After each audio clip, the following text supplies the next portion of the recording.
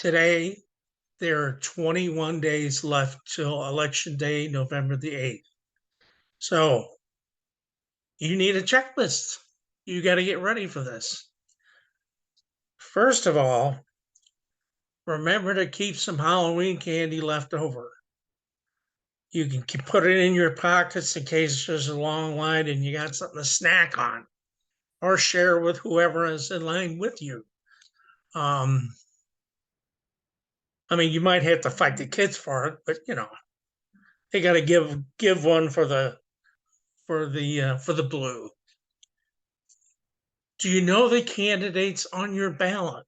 And by the way, I talked about this earlier, but if you go to vote411.org and put in your address and city, state, zip, you'll find all that information out there.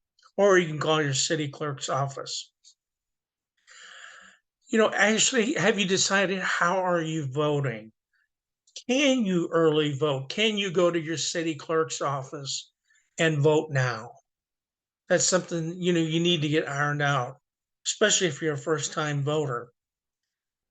Where's your polling place? Again, you can find that out from your city clerk, your county clerk.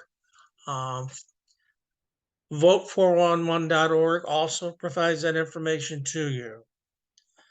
If you are going to vote in person, how are you going to get there? Are you going to go with a group? Are you going to go by yourself? Do you need a ride? Do you need to call a friend in your network to get a ride to go? Do you need help voting? If it's your first time, you may need help. One of the judges at the election poll could do that. Um, but if you look over the ballot beforehand, you'll kind of get the general idea. And the information you get from vote411.org will help a lot. Do you know your voting rights? That's something you need to check with you. Voting rights all across the country can be a little different from state to state, county to county, precinct to precinct.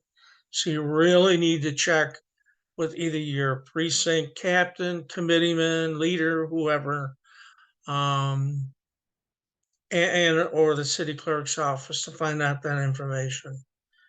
We got to be pumped and ready for this. This is a big election for us. This is, and I've said this before, since the inception of this country, this is the biggest election we've ever faced. Vote blue, by the way.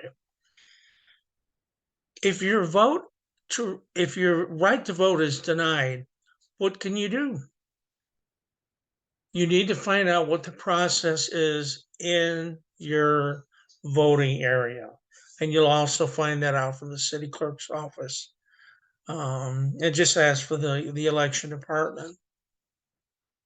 The other thing to remember is most polling places, if not all, require a certain distance where people cannot advertise for a political candidate or show any support.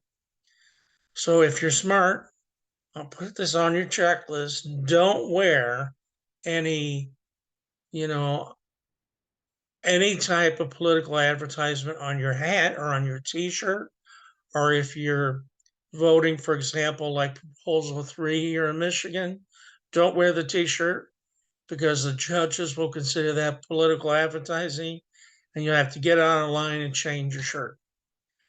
So there's other things too, but we're going to take these one at a time. Um, but remember, on November the 8th, vote blue. Let's give it to them.